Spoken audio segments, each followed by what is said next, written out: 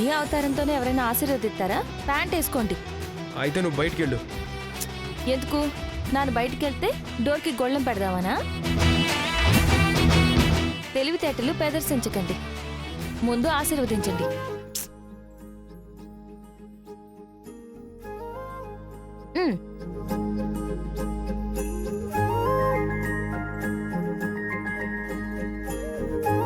వీలైనంత తొందరగా నా లైఫ్లో నుండి మళ్ళీ నా లైఫ్లోకి రాలేనంత దూరంగా వెళ్ళిపోవాలి నువ్వు. థ్యాంక్స్ మధుబాబు. పద బయలుదేరు.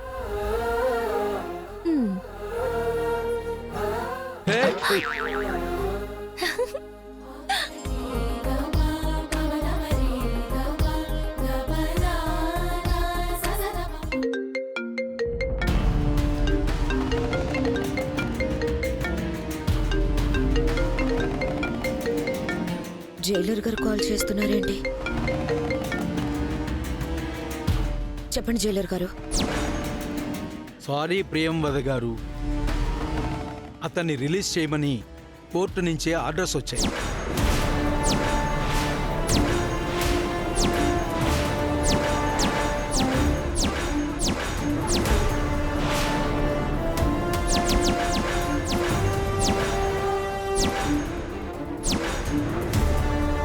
అంత ఈజీగా ఎలా చెప్పగలుగుతున్నారు జైలర్ గారు? అతన్ని లైఫ్ లాంగ్ బయటకు రాకుండా చూసుకుంటాను అని చెప్పారు కదా, మళ్ళీ సడన్ గా ఈ ట్విస్ట్ ఏంటి?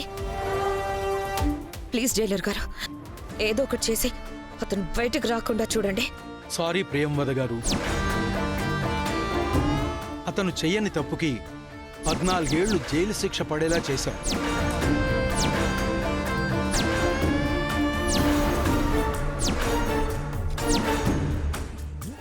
ఆ తర్వాత కూడా జైల్లో గొడవలు సృష్టిస్తున్నాడని, తప్పించుకోవడానికి ప్రయత్నిస్తున్నాడని అవి ఇవి చెప్పి ఇంకో 6 ఏళ్లు జైల్లో ఉండేలా చేశాం.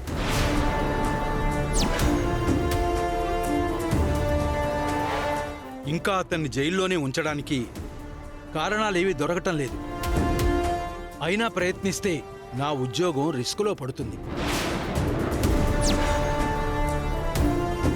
దయచేసి అర్థం చేసుకోండి. ఇంతకు అతను ఎప్పుడు రిలీజ్ అవుతున్నాడు? రేపేనండి.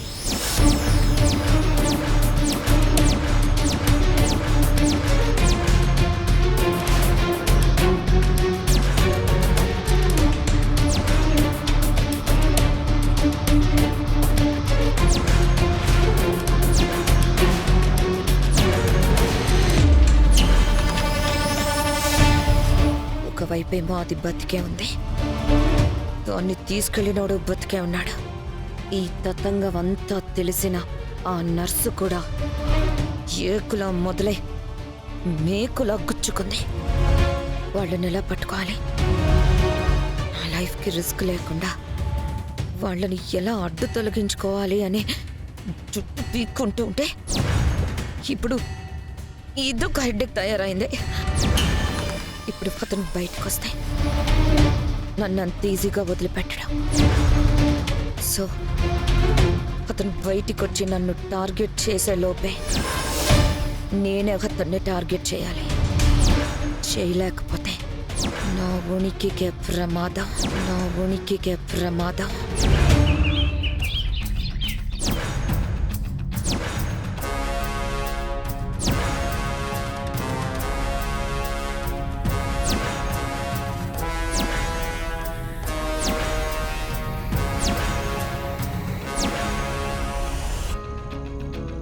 ధనుంజయ్, ఈరోజు నువ్వు బయటికి వెళ్తున్నావు. నీకు ఆ విషయం తెలుసా లేదా? లేచి బయటికి రావయ్యా. ఆలస్యమైతే మళ్ళీ ఏ కేసుల మీద పడతాయో ఎవరికి తెలుసు.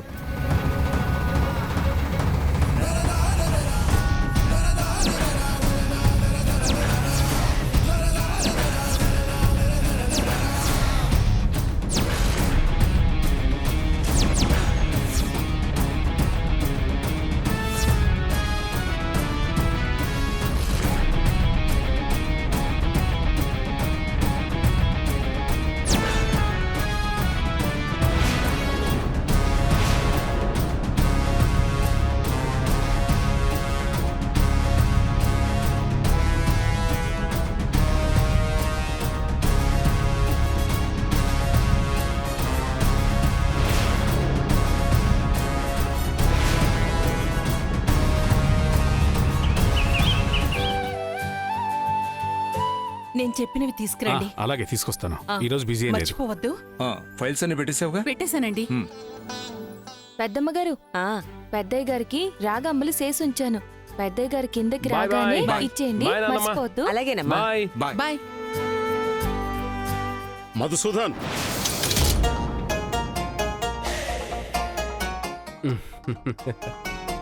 తాతయ్య ఆగు.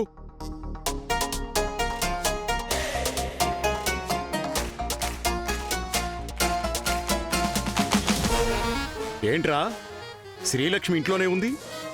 తనని తీసుకెళ్లకుండా ఒక్కడవే వెళ్ళిపోతున్నావు?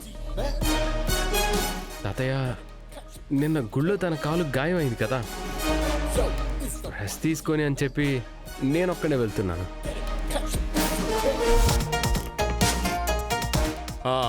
రెస్ట్ తీసుకోవాలని నానెప్పుడు చెప్పాను మధుబాబు.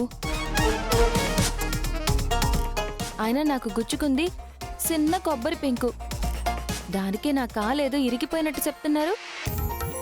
తగిలింది కొబ్బరి పెంకే, కానీ ఎక్కువ నడిస్తే కాలికి గాయం అవుతుందని నేనే అలా అనుకున్నాను తాతయ్య. పెద్ద కారు గుద్దితేనే ఒకరోజు హాస్పిటల్లో ఉండి నెక్స్ట్ డే కాలేజ్కి వచ్చేసింది. అలాంటిది చిన్న కొబ్బరి పెంకు తొక్కిందని ఆగిపోతుందా?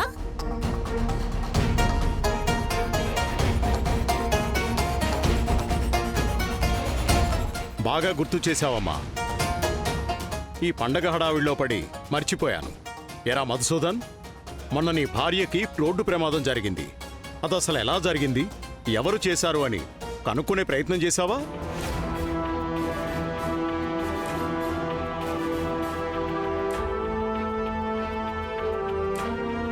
ఎవరు చేశారో గాని అలాంటి వాళ్ళని ఊరికే వదిలిపెట్టకూడదు మధుసూదన్.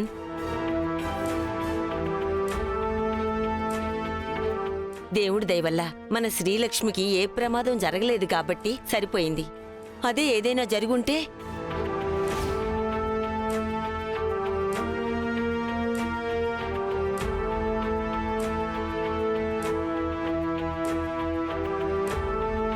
రోడ్డు మీద ఎవరో గుద్దేసిన దానికి మ్యాడీ మాత్రం ఏం చేయగలడమ్మా?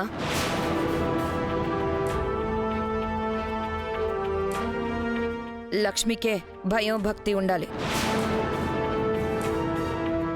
రోడ్డు దాటేటప్పుడు కళ్ళు ఒళ్ళు దగ్గర పెట్టుకొని దాటాలి. మేం మాట్లాడుతుంది జరిగిపోయిన దాని గురించి కాదు, జరగాల్సిన దాని గురించి.